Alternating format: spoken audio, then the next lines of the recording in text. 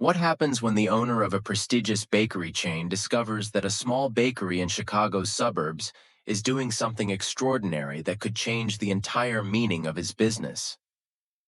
Let's dive into a story that begins with an unusual discovery one spring morning. At 45, Benjamin Walsh had achieved what many would call the American dream. His premium bakery chain, Heritage and Flour, had grown from a single store to 35 locations across Illinois, known for their artisanal breads and elegant pastries. The sophisticated interiors, premium ingredients, and high-end clientele had made his brand synonymous with luxury baking. But something unusual caught his attention in the monthly reports.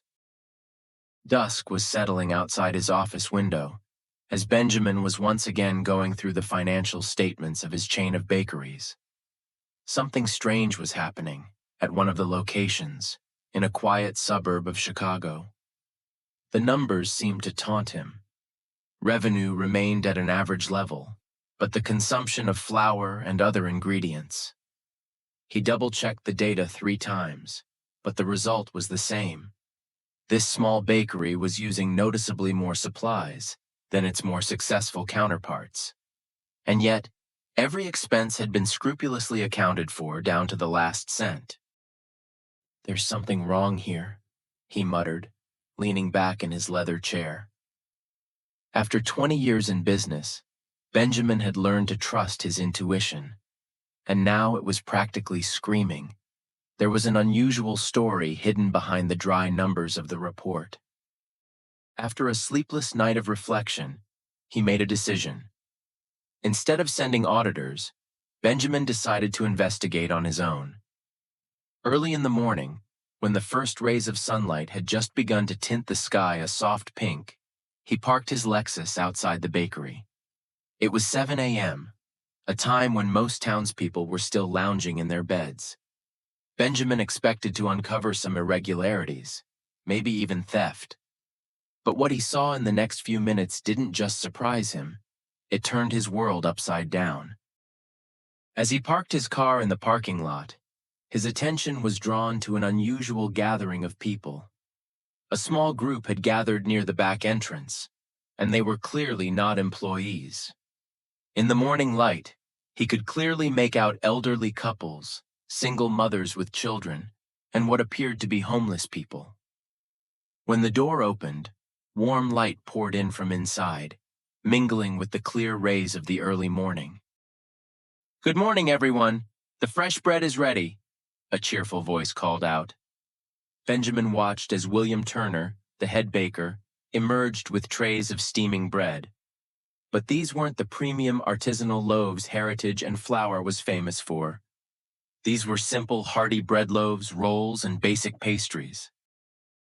Benjamin observed in silence as William and 2 other employees distributed the bread, greeting each person by name, asking about their families, their health, their job searches. This wasn't just a handout. It was a community gathering. Curiosity got the best of him, and the next day, Benjamin showed up again, this time through the main entrance during business hours. Introducing himself as Ben, a process evaluation consultant, he was greeted with a genuine welcome.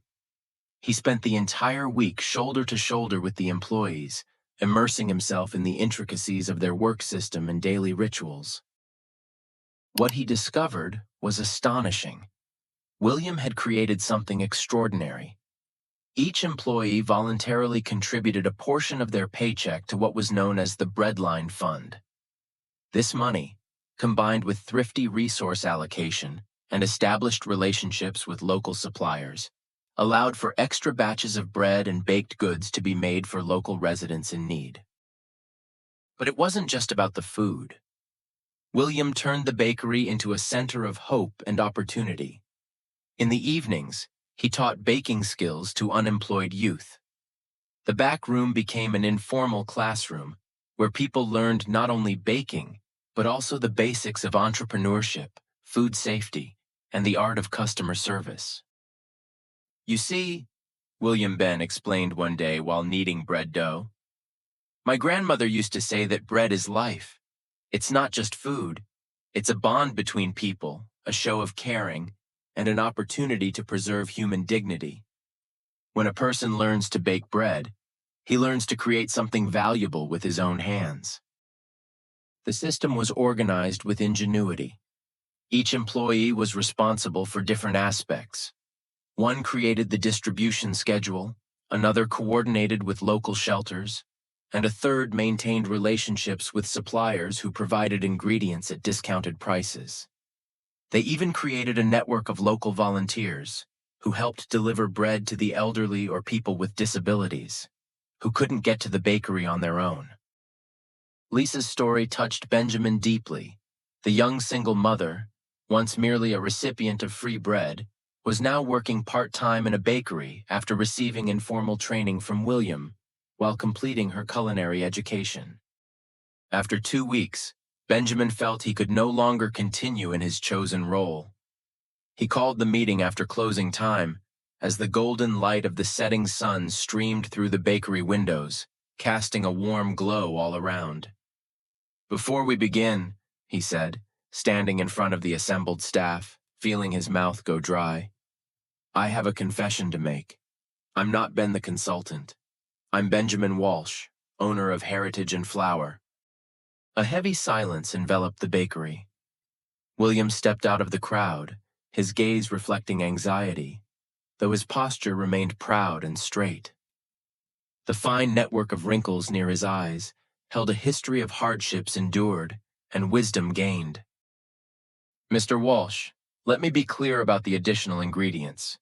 We've been extremely frugal in our use of resources, and each of us contributes a share of our earnings to the common cause," he said in a calm tone, though his flour-covered fingers betrayed his excitement with a slight tremor. Benjamin raised his palm, stopping him. "William, what you've created here is not just a bakery. It's what any business should strive for. You've proven that profit and a higher purpose can coexist in perfect harmony." That evening, with the aroma of freshly baked bread still in the air, Benjamin announced his decision to transform Heritage and Flour. His solution was to extend the Breadline Foundation concept to all locations in the chain, with the corporation pledging to mirror the financial investment of the staff. William's training methodology would become a full-fledged corporate program, providing systemic training and mentoring to low-income members of the local community. "But there is one condition," Benjamin added, looking directly into William's eyes, noticing the spark of concern in them. "I need you to lead this transformation as our new Director of Community Impact and Learning." William hesitated, his fingers unconsciously smoothing his flour-dusted apron. "Sir, I appreciate the offer, but my place is here with my men, baking bread." Benjamin smiled, the wrinkles in the corners of his eyes deepening. "And that's why this position will be based right here in this bakery. Sometimes the best office is right next to the oven." He held out his hand, and after a second's hesitation, William shook it firmly, feeling the beginnings of a new chapter not only in his life, but in the history of the entire bakery. Over the next year, Heritage and Flour underwent a remarkable metamorphosis. While maintaining its reputation for high-quality products, the bakery chain became known for something much more valuable: its heart. Each location evolved into a community center where premium baked goods were sold at the storefront and hope and opportunity were created in the kitchen. However, the most important transformation occurred within Benjamin himself. As he set out to investigate his weaknesses, he unexpectedly discovered his life's purpose, perfectly aligned with his inner world. He realized that true achievement goes beyond financial results. True success is measured by the number of lives improved and the strength of the human connections forged. Today, if you visit any Heritage and Flour bakery in the early morning hours, you'll smell more than just the aroma of fresh bread. You'll see hope baked, dignity served, and community strengthened, loaf by loaf. And it all started with one business owner's curiosity to look beyond the numbers and discover the extraordinary story behind them. The impact of this transformation rippled through the entire Chicago business community and beyond. Other companies began to realize that profitability and social responsibility were not competing goals, but complementary ones. The Breadline Foundation model became a case study in business schools as an example of sustainable social entrepreneurship, and dozens of similar programs emerged across the country. This story reminds us that sometimes the most valuable innovations lie not in new technologies or marketing strategies, but in the simple act of people caring for one another. It shows that when we open ourselves to the possibilities around us, we may discover that the key to business success lies not just in what we produce, but in the lives we touch and the communities we build. And perhaps in that moment, in some small business somewhere out there, another seed of change is sprouting, one that will grow into something that nourishes not only bodies, but also souls and communities.